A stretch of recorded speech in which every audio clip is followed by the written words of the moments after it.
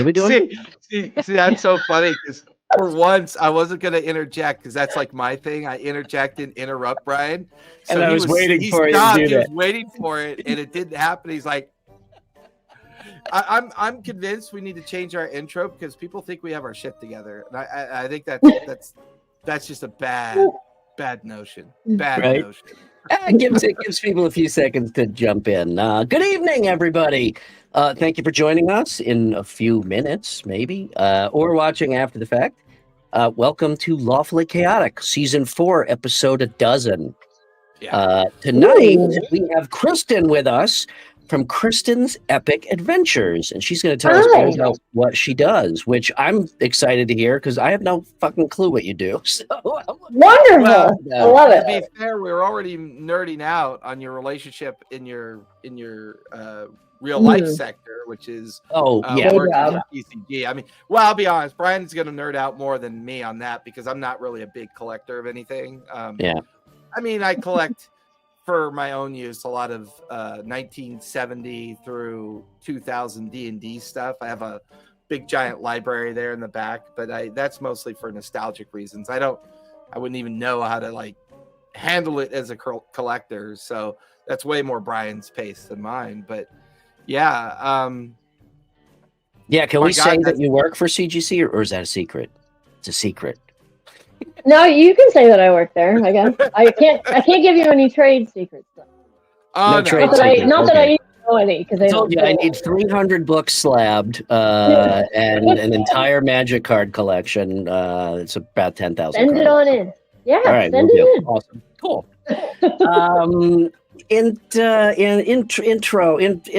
Announcements. I got nothing. Actually, that's not true. I've got a little bit of downtime. And I've almost got my plate cleared, and I was starting to get that freak out feeling like I gotta find some clients or find another contract or something. And then I thought to myself, you know what? Fuck it. I think I'm gonna actually just enjoy a week or two of some breathing time, and paint again. I mean, I have been painting, but it's been a little bit less the past few weeks. But paint a little bit. And I also realized, like, I have not been posting a lot on Instagram or anywhere, but and I know a lot of people. I mean, it really becomes a job, whether you want it to or not. It's a lot of effort to curate a social channel. Let's face it, it's a lot of effort, especially when you're really bad at it, like me. And I'm saying not because I'm knocking on you, but I'm not that great at it either. I overthink it too much. So anyway, and I know a lot of people say, "Oh, but you shouldn't let it. You shouldn't feel that way. You need a break. It's take care of yourself first." But which is true. But I mean, if you want to maintain a channel, you have to curate it. So. Anyway, it doesn't please the algorithm to take a break. Oh, fuck the algorithms. That is where I definitely am an old man. I'm like, I fucking suck at the algorithms because they're all bullshit. They change all the time too. Yeah. Oh, plus, by the way, it's the 1st today, right? May 1st? I can tell because my Instagram feed is full of nothing but fucking sponsored suggestions. Yeah. I've finally realized, literally, every month they start hitting you again, and it takes a fucking solid week of reporting shit. Wait a second. Hold on. Wait. I never noticed that. Where is it? Are you ranting already? We've only been on for like Jesus, this is definitely why we need a production person. No, like seriously, it takes like a week of clicking off shit to finally get it to realize you don't want to see any of that crap. And then next month, same thing. So I was doing that today, 20 minutes, and I'm like, God damn it, fuck this. So anyway, my point was, I hope to be able to kind of dive back into this stuff a little and start I'm feeling the subtle tingle of creativity in the back of my brain, and I want to make sure that I cultivate that. That's not a stroke. Uh-oh. Is one side of his face sagging? I know, my right? God! You got some palsy going on there. You know, if we weren't the age we were, Jason, I would say that's really funny. But you know what? It is actually really funny. Spry 53. I don't know what you're talking about. Hey, I'm right in the same age group then, fellas, because I'm okay. What did I just turn? Did I turn 51 or 52? I had a birthday a couple months ago. I know. After 50, I'm 54, and every time I'm like, 52. What year is it? I'm 52. Oh well, it's refreshing to have a female curmudgeon voice to add to our curmudgeon voice. So anyway, that's really it. Too, don't worry. Yeah, that's really it. I don't have any announcements that are actually of any value. So Jason, if you do, feel free. Critical Role and Darrington stuff that you're working on, or did you wrap that up? The Critical Role stuff, that was all wrapped up. I know they're super busy right now, but I just reached out to one of the producers to say, hey, I got the bandwidth. The Darrington stuff, the producer, Alex, was sick last week.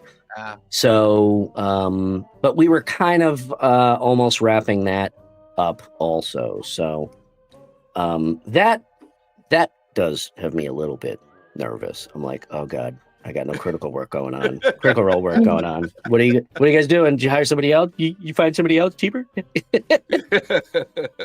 So true.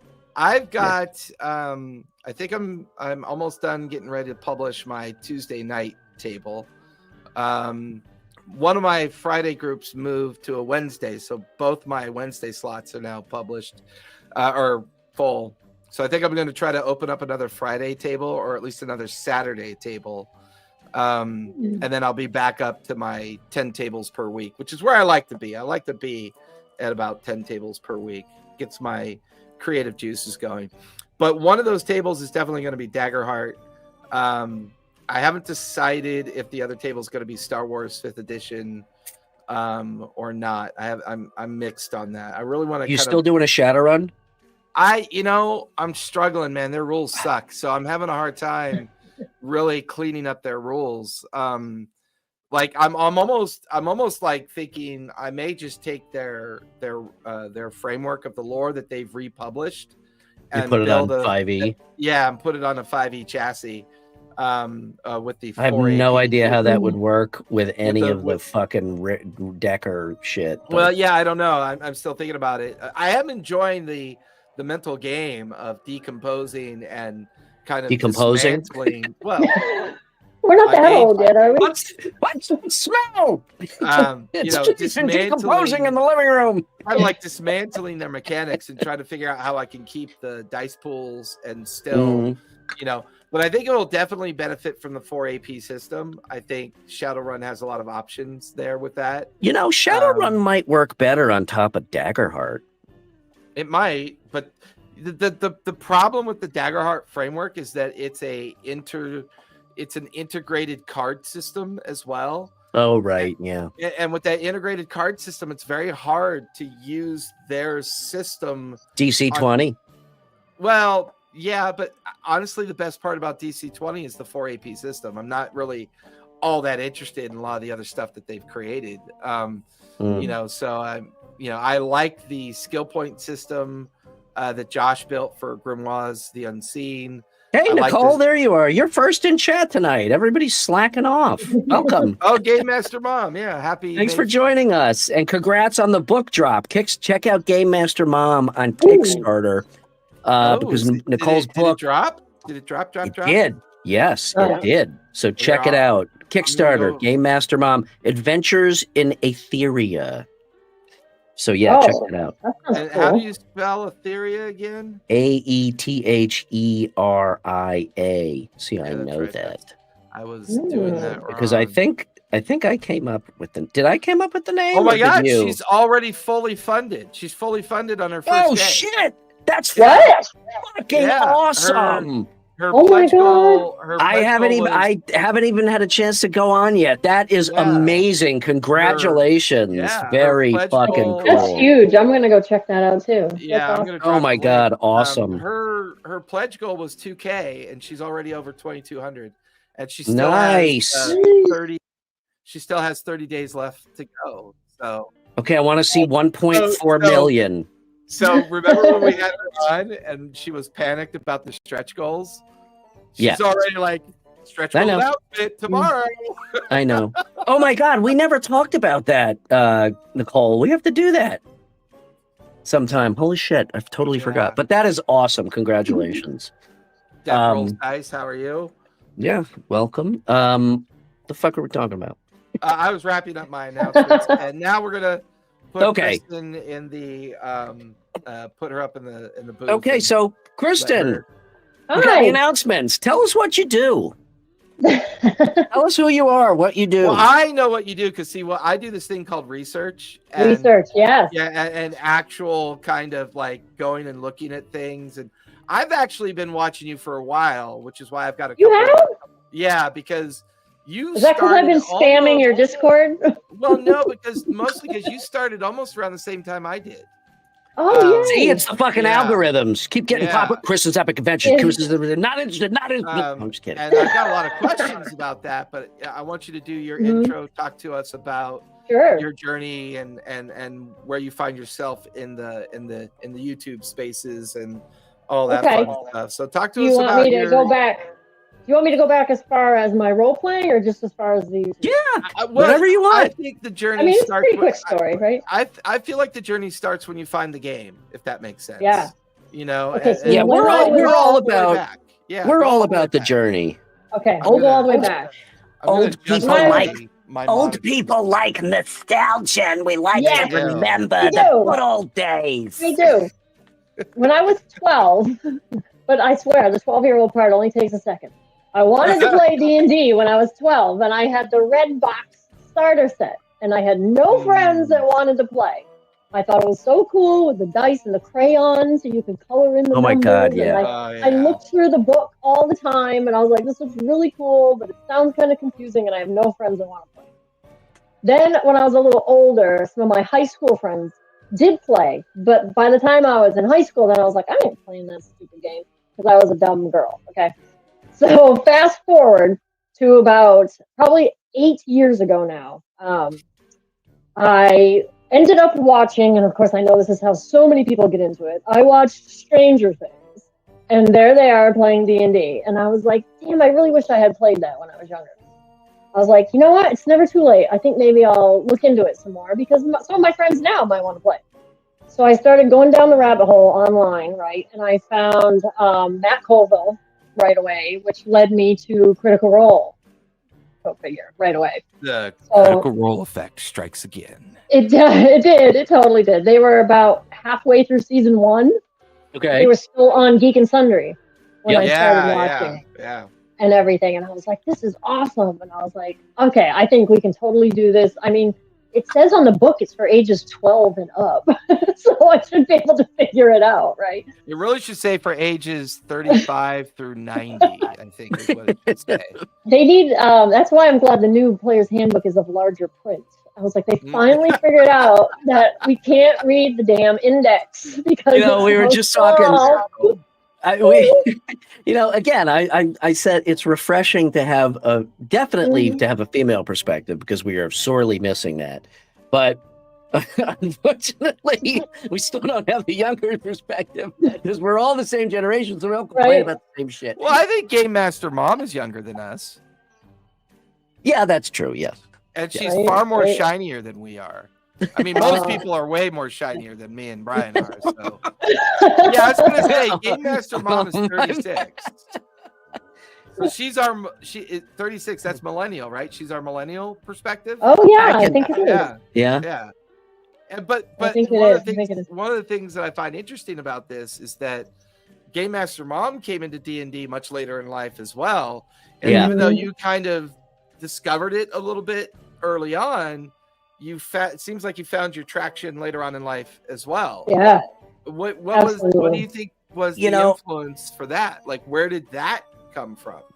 Why? Well, I always liked games, whether it was board games, card games, whatever.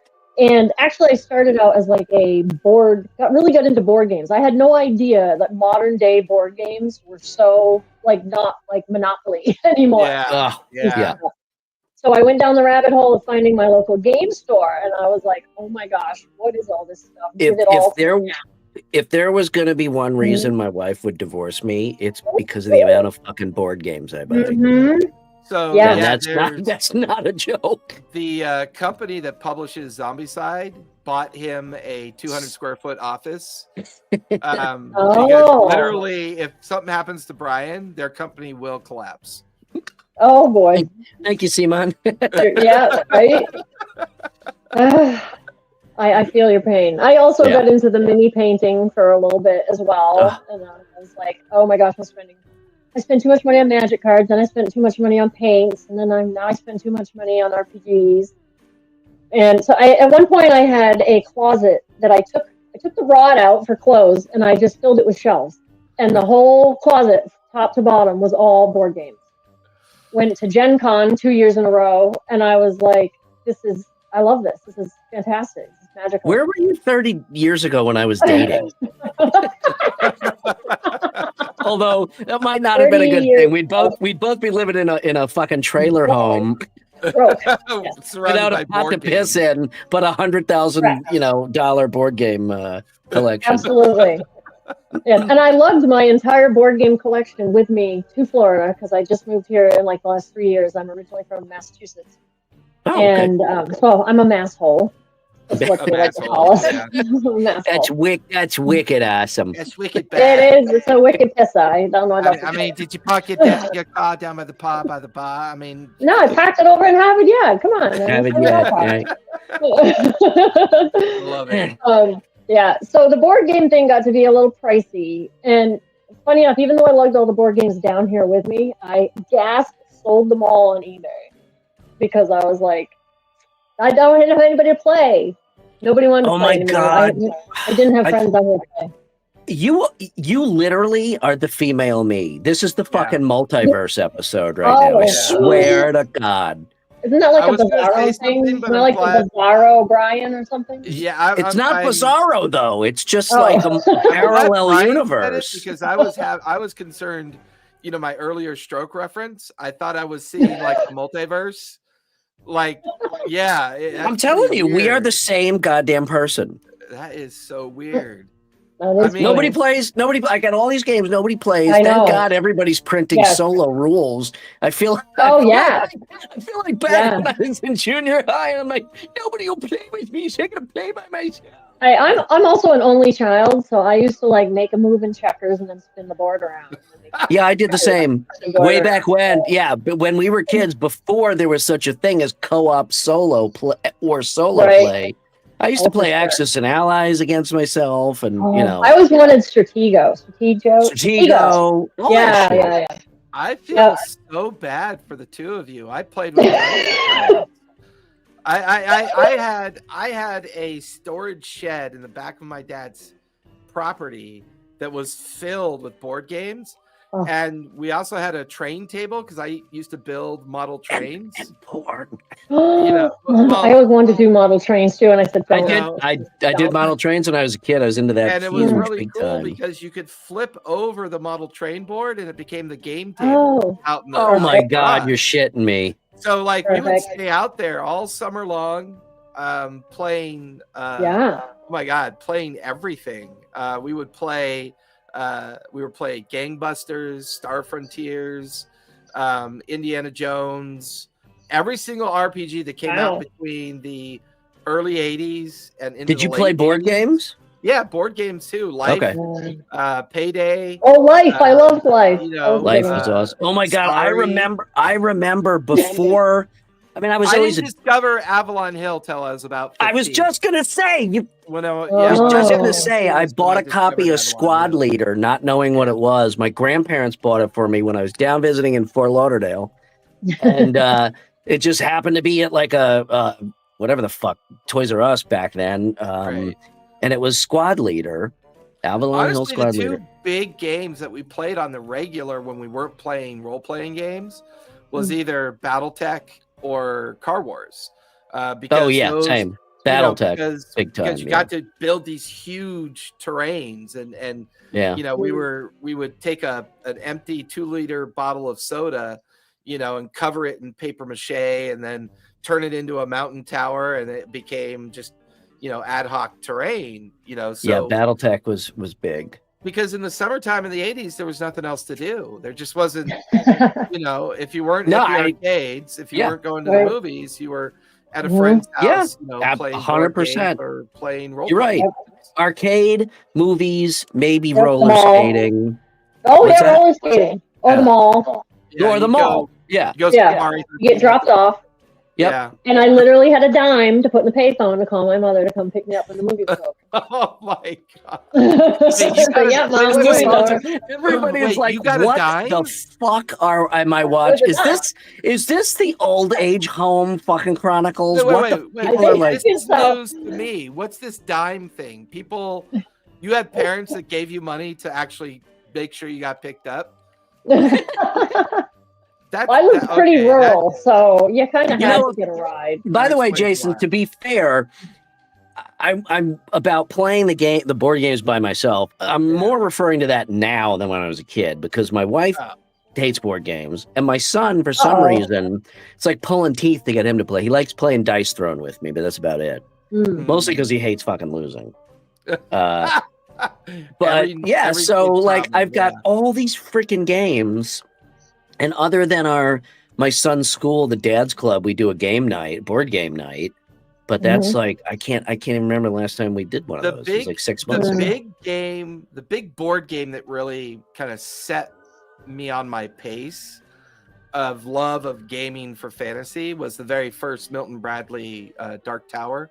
Oh God, yeah. Like the first one that came out. Yep. And I was like, oh my God, this is like D&D, and it had a solo setting, so you could play solo. Yeah.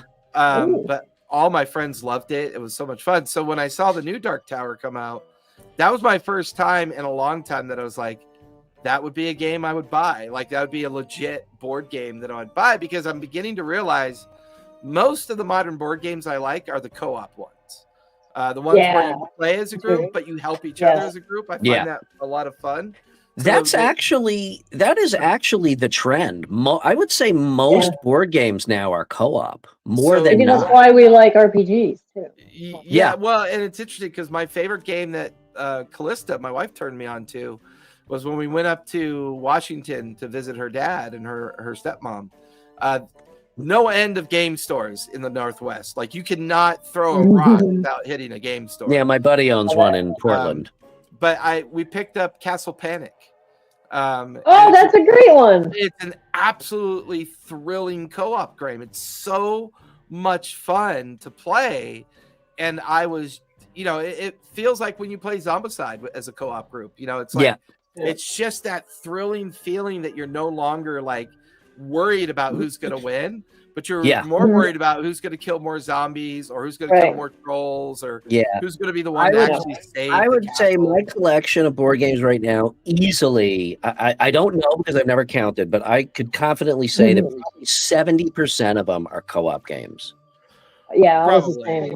And games like Dark Tower, well, that's the only one that comes to mind right now. It's co-op, and you're definitely playing as a team to beat the Dark Tower, but you also do actually have goals as a particular player. Those are the best when you actually we won, but also I won type of thing. So Kristen, I have a couple questions for you, because one of the reasons why I really enjoy watching your channel is because when you've played D&D as long as I have, you forget what it's like to not have played D&D for a long time.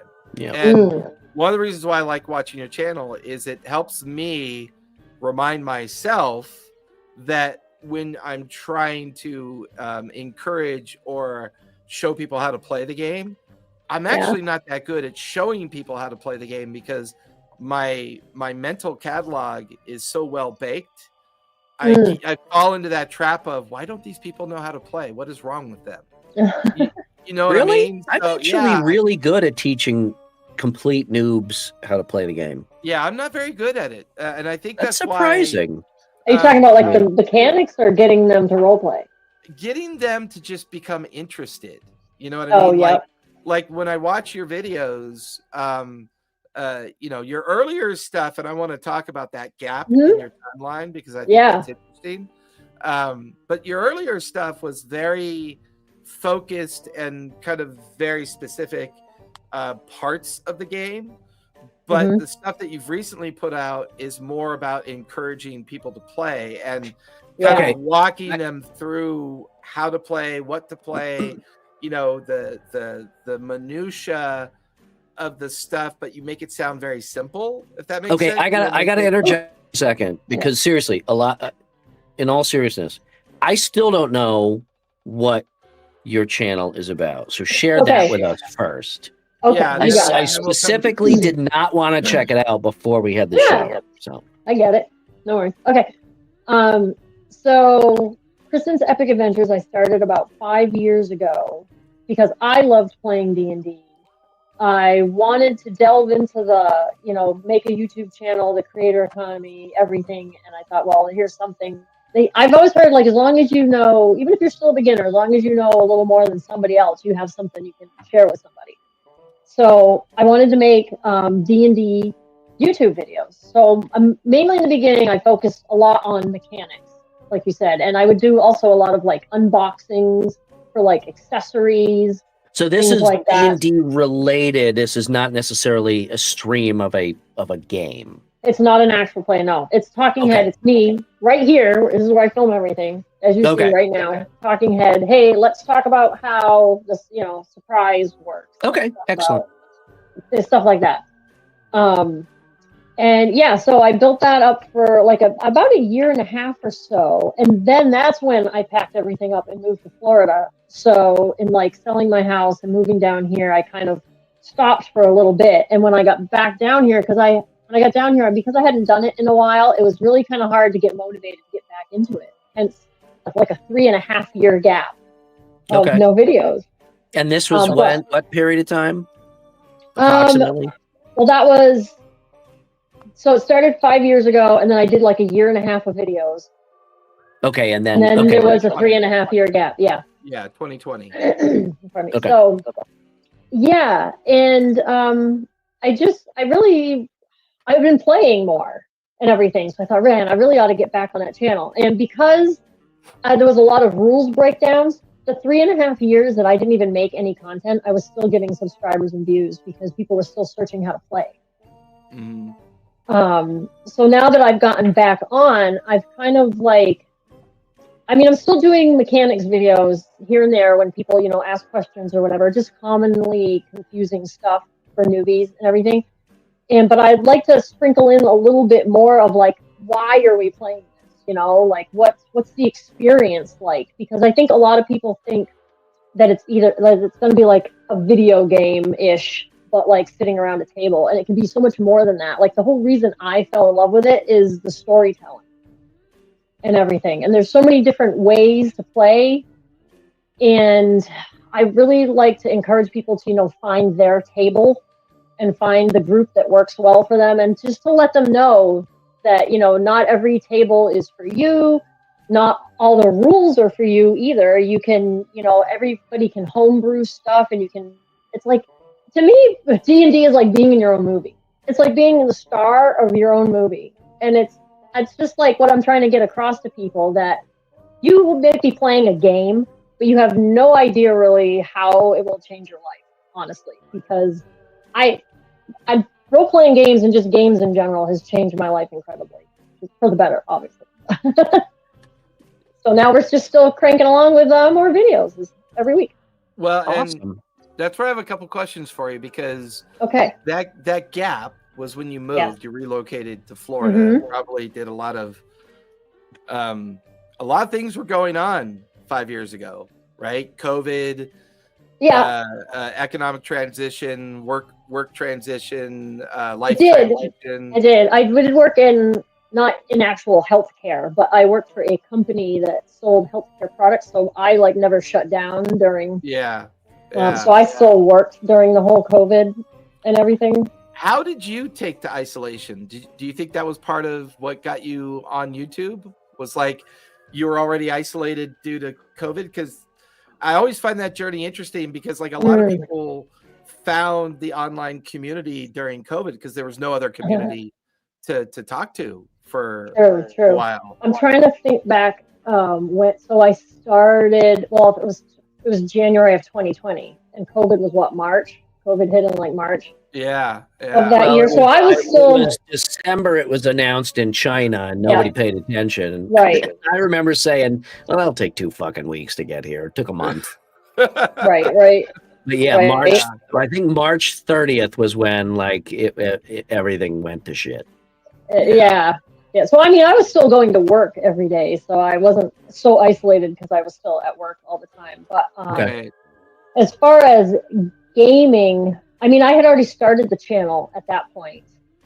I don't think so. I have a few longtime friends that I've been gaming with for a while, and we did play in person when I was in Massachusetts. And now that I've moved down here, there's one of them, my friend Brian, that I still play with over Discord, and we've added a few other people in as well. So we did kind of move to like online gaming, which was kind of a little rickety back at that time, but we've gotten really good at it now because that's all we do. Yeah. We always game. And we've actually moved on from D&D as well, despite the fact that my channel is all D&D content at the moment. Although I recently took a poll and a lot of people wanted me to start talking about other RPGs as well, which I will do. But we're actually playing other RPGs now too. What's one that you're playing now that's not D&D? Oh, our main game right now that we're playing is Scum and Villainy, which is a Blades in the Dark variation. It is, yeah. Okay. Yeah, it's the outer space version. It's the outer space version of Blades in the Dark. So it's like being in a Star Wars. Oh, that's cool. I love Blades in the Dark. I love their mechanics. They're so easy to use, and you can basically take their framework and put it in any theme that you want to. It's really cool. Yes, and then in that you also have a spaceship as well, so that's cool because you can. What's interesting is your earlier comment had me thinking. So your the video you did 11 days ago, the one called "Let Them Shine." Oh yeah. I don't know if you noticed, but that's gotten like over 4,000 views. Yeah, I'm not sure the algorithm likes that one. Yeah, well, but I also think that there's not enough of us calling the players out and reminding them that they need to be players. You know what I mean? And that video made me think about that. And with one of my tables, one of my Wednesday tables, you know, they were having some challenges falling in love with their characters because they're on their 3rd campaign, right? So you know, it sometimes they struggle to fall in love with their characters. And that's a common preamble that I have with players sometimes. But I kind of had to call them out. And I was like, you know, you've got a cinematic platform. You've got this ability to narrate a movie. Why are you guys not doing that? Or why do you feel like you can't do it? And it turned into a 30-minute conversation about how that sometimes staring at that character sheet pulls you into a hypnotic feeling of I don't know what to do. There's so many things I can do. I don't know what to do. Are you talking about during a session or when you're creating a character? During a session, like during play. Oh yeah. You know, well, it's kind of what we've talked about with the whole, you know, that's the biggest pitfall, I think, of the 5e system is, you know, it's just, you know, we've talked about this lately a lot, Jason, is you're too constrained by, I need to build a character for what it can do, rather than a lot of the new narrative games that are coming out is I'm going to build a character for what it can be, you know? Yeah. Because I had a lot of difficulty also choosing a character. We just started a new campaign 4 sessions ago, and I was going back and forth, and it wasn't because I had too many ideas I wanted to try. It's because everything seemed like I've already played everything before, or I don't want to play these 6 classes because they're I don't like the way they're constrained by the by the mechanics. You know what I mean? So I mean, I get that. Is what I'm saying. I think that's why I like some of these other games as well too. Like we've also really enjoyed Monster of the Week. I don't know if you guys have played that one at all. I haven't played it, but I'm familiar with that one. Yeah. Yeah. All these games where literally you have, they even call it like a playbook instead of a character sheet, right? And you're leveling up a lot more often, like almost like every other session practically. So you're always like getting new abilities, and for me that keeps it really interesting. To have my character always evolving and things like that. You know, I think it also has to do a lot with the table you're at too, because I've played at tables that are not so into the role playing, and I've played with tables who are massively into the role playing, where they want to write pages and pages of backstory. You know, I'm gonna go ahead and guess that you are a role player. Oh yeah. Yeah. I am too. I love it. Yeah, I am too. And I've experienced what you just said. And I find, and it's interesting because it's a somewhat recent revelation, but I find that playing at a table that does not role play as much, it's really a struggle for me now. Yeah. And I've only recently come to realize that within the past year, believe it or not. Yeah, I find it kind of hard too. If someone is just like, okay, I'm gonna, strike the goblin with my sword. Oh, I got a 15. Does that hit? Okay, 12 damage. Your turn. I have to be more like, I unsheath my sword and I run up and I want to describe the whole thing. Yeah, at that point, what the example you gave, I've kind of realized for me, it becomes like a video game. Yeah. It does, honestly. It's like just rinse, repeat. So I don't know. That was an interesting revelation, and you kind of made me come to that revelation, Jason. I know. Yeah, because it's very fun watching Brian play in the Sunday game, because that's his nice. That's his that's his treat to himself. He gets every Sunday for 3 hours. He doesn't have to worry about anything, but he gets to play. But I fucking love playing your games, because you just give us so much. You just give us the reins, and it just feels so natural. Brian is playing a character that just killed Jarl Axel. So in the epic of Faerun. Did I kill him? I just cut off his head to make sure he was dead. Fucking bastard. But what's fun to watch players who are generational players when they get to experience the way the table runs itself, and that's really hard to teach people what to allow to happen eventually, is to allow the table to run itself. That is the hardest thing. And that doesn't happen on a non-role-playing table. It doesn't. On a mechanics table, it all falls to the DM. Yeah. In a narrative table, I mean, like Matt Mercer does it all the time. He fucking sits back for 30 minutes while they fucking plan and shit, Yeah. There was a session with Brian and the other players that I don't think I said a thing for like an hour. You guys, was that the one where Rupert and I were going back and forth? That was such a good fucking session. Yeah. That's awesome. See, I knew exactly what he was talking about. Yeah. To me, those are the things I remember. Yeah, those are the things I'll always remember. I won't remember like, hey, remember that time you rolled a 20 when, or whatever. I'll be like, remember that time you swung from the chandelier and, It became very apparent. It became very apparent once I started watching Critical Role. Like, when you're a player, you want to get to the combat because you're rolling dice and stuff like that. But when you're watching and you're really invested in the story, they get to a combat and it's like your brain half tunes out. But when they start role playing, you are riveted. Yeah. Mm-hmm. And what's funny is the way I fixed. So there was two changes, and I'm interested in this because your recent video, Ignite Engagement. Yeah. Which you're now like, oh shit, I got to talk about how to play online, because it's a online, to play online. It really is. That's how my game is now too, is online. And two of the things I've begun to introduce is I took the 4 AP system from DC20, and it's just been a game changer for players because oh my god, it's fucking awesome. They get to what is that? What is so that? Basically what I did is I borrowed from DC20. He originally built a homebrew system to undo the D&D mechanic.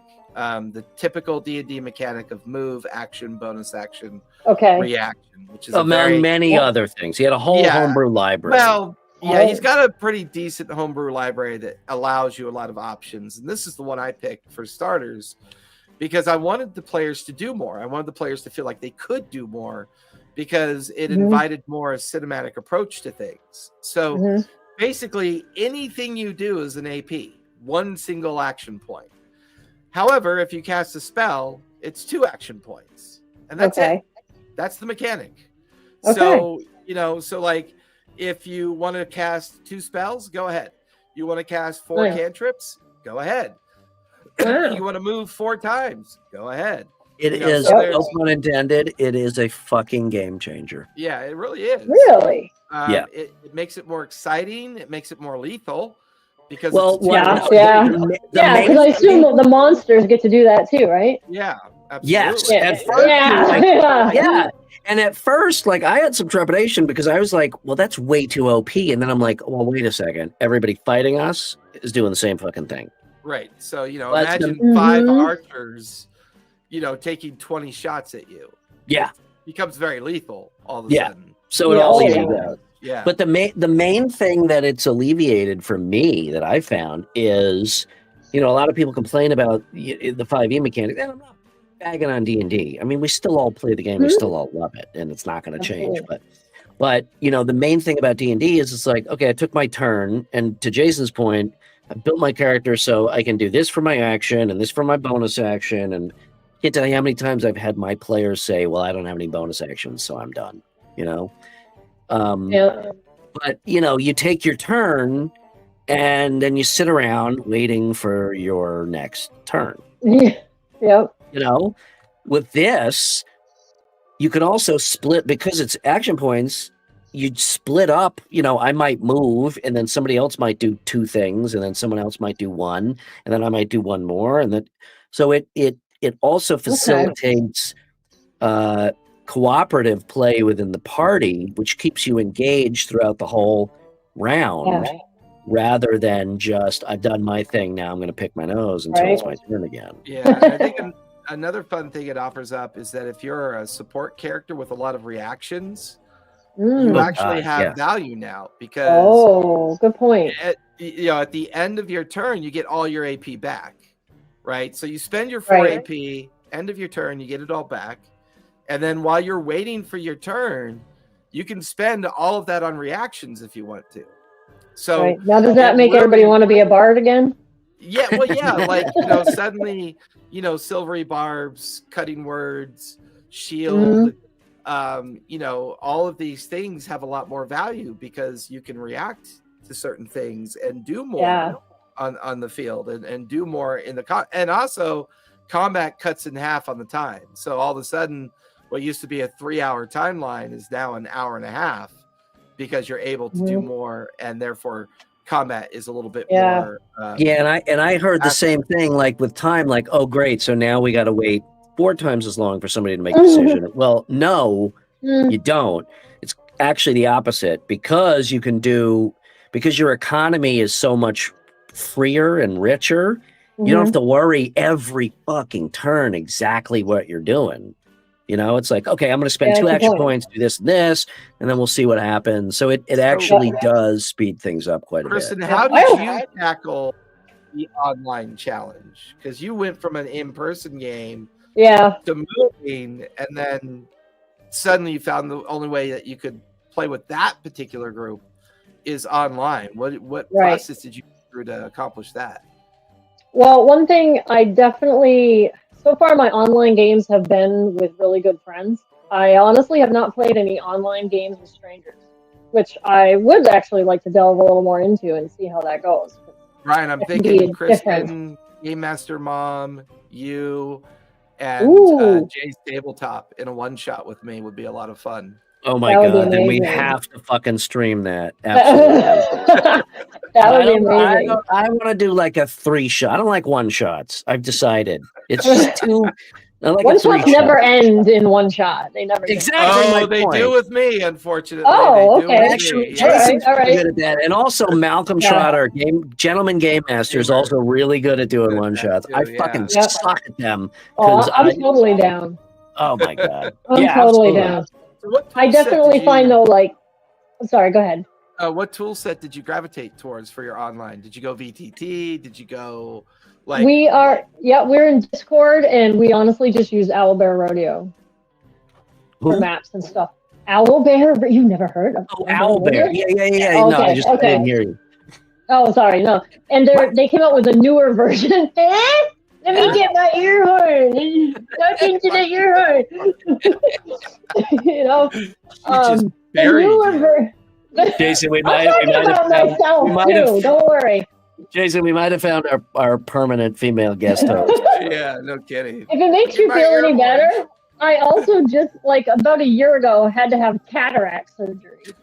But now I have 20/20 We're gonna lose all our Gen Z and millennial watchers. Are like, I'm not watching these fucking geriatrics. That's on who gets a hip replacement first, because I already got my eyes down, so it's one of you guys. Back in the 1930s, we used to play Dungeons and Dragons with ice cubes and no newspapers. Oh my god.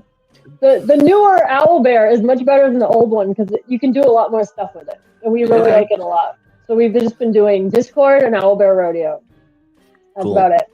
But I think it helps a lot having, these one gaming group, I've known them for 25 years, but we've probably gamed together for like 2 or so. And other group, we've been gaming together. Well, I've been gaming with my friend Brian for 8 years. And then he brought in friends of his who are also now friends of mine, Chris and Nabil. And I think we've been playing now for maybe 3 years or something like that. So it also helps to have a table that you trust a lot as well. Oh, yeah. You know, when you trust everybody to do, the role playing and stuff, so nobody feels like awkward or shy or anything because we all know each other so well at this point. What, though? Have you challenged yourself with a table of strangers yet? No. Well, I played not online. I have played with a table of strangers at Gen Con, which was much I would highly recommend a table of strangers online.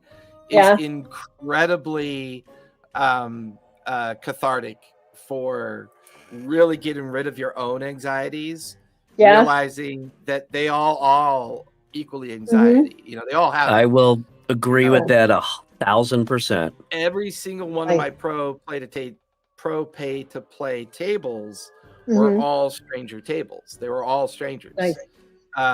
And 2 of those tables now have been together for over 6 years. What? So they're like real clients now. They're clients. I can honestly say, no joke, that I, as a player, not as a DM, but as a player, I've had maybe 1 or 2 of probably the best role-playing experiences that I've ever had on Jason's Sunday game, and those guys were total strangers when I started with them. I find myself inflicting a lot of things on Brian because like, is he the guinea pig? like I would look at his model painting, like all of his miniature painting, and it's all epic. It's all this, like, it's really fucking good. But like all artists, he poo-poos himself all the time, and he like plays it down. And I'm like, you know what, Brian? You know why you should get back into painting? Because it just simply makes you happy, right? And finally, I kept on him for like 6 months, and he finally got back into painting. And and you could tell the difference in his swag. Like, I mean, you could tell that he's enjoying it again. His posts are a lot more interesting, and he's he's following a few painters that he really admires. You see that kind of play out. And then before that happened, I was like, you know what, Brian's got a lot of opinions about TTRPGs. I think he should have to play more than one with his friends of 25 plus years or 30 plus years. So I finally egged him, and I said, man, you got to try a stranger table. You're going to love it. It really, you'd be surprised at how much it brings out the role playing in people. And I mean, Rupert is now Chris, who plays the Rupert character. He's in his third campaign with me. He was one of my very first players 6.5 years ago, who played in my very first table that I put up as a professional pay-to-play table. I didn't know that. Yeah, and what you begin to find out is the biggest struggle that players have is finding a table that's going to last. They really struggle finding that, and when they find it, they'll probably be willing to like mortgage their house and pay you $1 million to keep playing, you know. But you know, equity is still equity. So I like, you know, I love stranger tables because I love learning more about people and learning more about how they fall in love with the game. Watching someone who's never played before experience their very first 3-year campaign is the most phenomenal emotion I've ever gotten out of this. You know, because watching them at the end of that 3-year, Berrybot comes to mind. Her 2.5-year, almost 3-year campaign with me 6 years ago, that was her very first D&D game, her very first time playing. And, you know, she was honest with me one time. She's like, Jason, I think you might have ruined me because I can't find a game. You know, and I was like, well, that wasn't my intent, but I appreciate that in a strange kind of way. What's your, because I know we're coming up on time, but what was your DM moment? What was your storytelling moment? What was your moment in the last 5-6 years of being a DM storyteller that just hit you in a very unique way? Oh boy, let me see. So I actually, believe it or not, I've never done any homebrew stuff. When I've run games, I've run published adventures. As far That's as great because I suck at modules, so I'm glad. I suck at modules. I'm no good. Yeah, I go back and forth. I flip back and Go forth. back and forth? Yeah. Yeah. In fact, initially my very first RPG was not D&D, it was GURPS. That was my wife's first experience. She still plays. I did not like it. I didn't like it. It's too gritty for me. What? It was too gritty? There's so many rules. Like your roll, it's like figure out. Oh, too crunchy mechanically. Too crunchy mechanically. Yes. Okay, gotcha. Okay. So, and from there we went to D&D, and when we first decided to start playing D&D, I was like, okay, well, I'll be the DM, I guess, because nobody else wants to. So we jumped right into Curse of Strahd. So my very first game ever. So an easy one to jump into. Yeah. There you go. And that was campaign, not this one. Let's play that one. Well, you know, I was like, oh, vampires, that looks cool. I really like that. Let's try that one. Unfortunately, that one got about 3/4 of the way through and the group fell apart, as can sometimes happen. And then I've also run Strixhaven for a friend group, and I've run Witchlight as well. And I'd say in both of those, all 3 of those games, gosh, we had some really just hilarious, amazingly fun times. I do remember one time in Witchlight, and I'm not sure if I'm going to get the specifics of it right, but my friend JB would know because he was playing, I think he was a Tabaxi rogue, and there was a point in Witchlight where you're trying to like sneak into like a carnival trailer in the back and do something, pull off something, I can't remember what.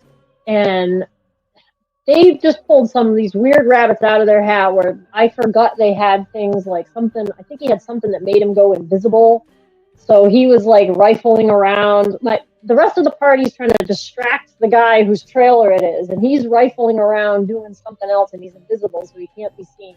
Just the things they come up with, just everybody's imaginations when everybody's so tuned in and just like, oh my God, I can do anything. Yeah. I can do anything, you know, and just it's so awesome to see the kinds of things that your friends come out with. that was one that particularly stands out to me. And then in Strixhaven is like a magical school, kind of like Harry Potter, so it's kind of like being at Hogwarts. Yeah. They had some moments where they were like out on it was like a Quidditch field kind of, but they don't call it that or whatever. There's some kind of like game. The fireball pitch. Something like that. Yeah. And it was like a test that they had to do or something. And I'm trying to recall because this was a couple of years ago that we played that one. And they just got so creative with defeating these monsters and stuff. It was just unreal. And like I said, I'm sorry I can't remember like exactly what it was they did with what particular monster, but I was just so amazed at the creativity and stuff they came out with and just the ways that they solve problems. Yeah, it really is awesome seeing that. To this day, and this was a game that I was running. It was a paid game, so it was also Strangers, but we were probably a year into playing together. But honest to God, one of the best sessions we ever had was 3 hours of fucking shopping and role playing. That was awesome. That was it, and they fucking loved it. Bar games, getting information, shopping for shit. I mean. It took the entire session, and everybody agreed, like, wow, that was one of the most awesome, engaging sessions that we've ever had. So, yeah, for me, that moment when I recently just had an interesting moment. That's why I always find that question a lot of fun to ask, because it's interesting when you have that moment, because you're not always sure what you feel or how to feel about it. But my Wednesday 3:00 game, they were in their airship traversing a mountain range, right? There was a secret trap set for them that they didn't know about. And as this trap gets released and this blue dragon starts flying up towards them as part of the trap, they're panicked because they're only 4th level, right? So they're all panicking. They're looking at their character sheets. They're not sure what to do. The first initiative round goes by. The top of the second initiative round, the dragon gets close enough that the bard casts sleep. Well, I didn't burn a legendary resistance. I took it, So I rolled a 4 for my wisdom save. Well, when you fail at 1,000 feet, the results of landing on the side of a mountain. So that 2-hour combat turned into a 20-minute combat. D6 worth of So and see, they'll remember that forever.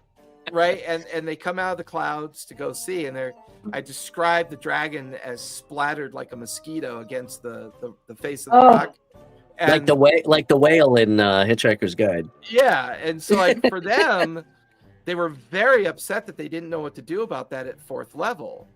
And it was really fun watching them realize, yeah, but now we get to pick the bones and skin and scales of a carcass of a dragon and learn about. So it's what could have been a 2-hour combat became a 2-hour role play before our break, and then the rest of the session afterwards, where for like 2 hours they were role playing this dragon's remains. And I'm having to adapt it the whole time because I was like, okay, I was kind of geared towards a 2-hour combat, and now I'm having this 2-hour roleplay session where one of the players crawls into the chest cavity of the dragon trying to recover its heart. And and then she describes herself coming out of the chest cavity like covered in nothing because she's using prestidigitation the whole time to make sure she stays clean. And she rolled really well, so she comes out with this giant dragon heart as she comes out of it. And I'm like, that was not the plan I had for Wednesday. That was not the plan at all. But that was one of those moments. That's why I like to ask that question, because it's like you look at the clock and you're like, where'd the 3 hours go? Yeah, or sure. You summarize the notes of the previous session. You're going, I can't believe that they did that. Why would they think it was okay to do that? I'm like, oh, because I don't really put a lot of rails on anything, so they just did it because they could, So I've had many games on a weeknight where I couldn't get to bed afterwards because I was just so amped up from the gaming session we just had that I was like, I can't sleep. Yeah, that was awesome. The best philosophy ever of D&D. Mercer coined it perfectly. I think you can certainly try. Yeah. You know. Yeah, and I think at the heart of this generational transition of D&D, right, from 5e to 2024, it's like 5e finally gave us the narrative framework that we needed to really help role-playing flourish a lot more productively. Because now with Theater of the Mind and like everything is narrative, like everything could be a narrative opportunity, whether it's a pursuit, an escape, a journey through a swamp, the beginning journey into a dungeon. It all feels like it's a lot easier to be narrative now, and I love that as a professional storyteller. I absolutely. I hadn't thought of that actually. That's such a good point. There's like the recent cataclysmic event for the Sunday game was Candlekeep gets nearly destroyed, and a very important council group nearly gets wiped out. But that entire interaction was narrative, right? It didn't require initiative. It didn't require a slowdown for mechanical results. It allows you to just let things kind of flow a little bit more evenly, and enables the players to really do that. That's why I'm so jealous of your channel, because everything that you talk about, I'm actually not very good at doing for players. Like, I'm not very good teaching players. I'm not very good at remembering what it was like to be a new player. I haven't used the starter set since Redbox, Now, wait a minute. You already said that Brian sells himself short on his mini painting. Brian, is he selling himself short? See? Yeah. I appreciate that. I do. I don't feel as accomplished at that part of it because I'm inherently lazy, and I don't find that part of it cathartic. You know what I mean? Like, we still want to do things that are a little I know bit you give me shit all the time for being lazy, but if you are inherently lazy, then I'm a fucking corpse. So go fuck yourself. Now, I literally just watched somebody else's video on like talking about like being lazy and just relating it to how much prep D&D can take sometimes. And they had mentioned, like, don't even try to prep too much, even as D&D. Just come up with some moments and let the players run with the rest of it. You got to be good at improv. You got to be good at going with the flow, and you got to be good at changing direction and bobbing and weaving. Oh, yeah. The hardest skill that I've tried to help newer GMs understand that they need to practice and be very good at is the opportunity of listening. Yeah. The opportunity of listening will provide you with months of content, because the players are building it for you. When they feel that when that table hits the vibe, and we all know what that vibe feels like, it happens. And you allow the table to do its thing, and you listen. You spend that hour and a half realizing you don't need to speak, and you listen to what they're doing.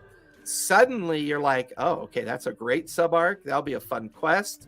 I didn't know that their character wanted to do that. Totally. And they'll feed you everything you need. Yeah, absolutely. I think it's fair to say. I think it's fair to say that Jason is very good at teaching other GMs how to GM, because you're a very, very good storyteller. You're really good at what you just said, which is listening and not railroading and letting the story progress. You have a natural talent for flipping direction very seamlessly without people noticing. That's called railroading, by the way. Well, but it's done. You do it in a way that it doesn't feel like it. Exactly. Yeah. Right, and that's a skill. Trick. Yeah, it is, and that's something that I still work on as a GM. However, okay, but it's not to say that you're not good at it, but there's a definite skill towards teaching something that you know very well and have been doing for many years to people that have no familiarity with it at all. Yeah. And I learned this when I was a sailing instructor, when I was teaching sailing. is you use, in one of the things about sailing and boating is everything has a specific name. There's a whole vernacular for that world, like a lot of things. Okay. Yeah. And the reason for that is because when the shit hits the fan in bad conditions, when you're out on the water, you can't be saying, well, it's up by your left first, just in front of blah, blah. The long metal thingy with the round. No matter where it is or what it does, there's a name for it. Okay. And getting past, well, I should say recognizing, like for you, that might just be second nature, right? Because you've been doing it for, If you already know how to breathe, how do you teach it? Exactly. You have to remember. You have to remember that person, that level of a given. This is a given doesn't exist. And I watched a lot of instructors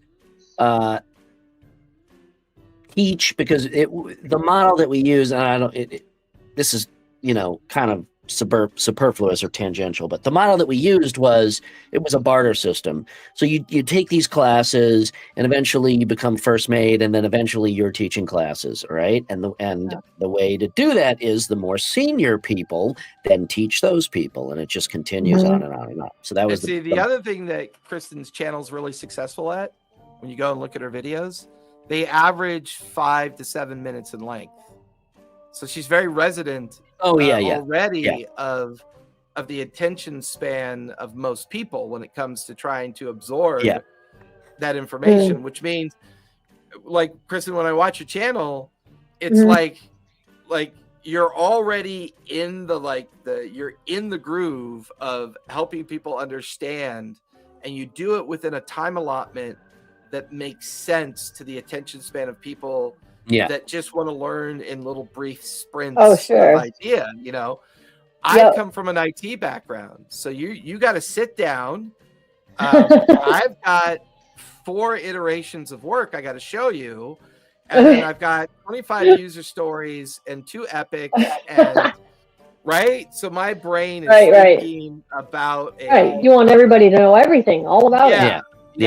And that's why. But I can do that with them because they already know the fundamentals. They may not know what I'm trying to get to, but because they already know the fundamentals, I don't have to teach fundamentals. Therefore, I don't practice teaching the fundamentals enough. And therefore, because I don't practice the fundamentals, I don't find that cathartic. Therefore, it's not important to me until I sit down with a table of 5 people that have never played before. And then suddenly I'm like, oh shit, how do you play this game again? Because and that was kind of my point. I can tell when I'm running too long, because Jason kind of cuts me off, which I get.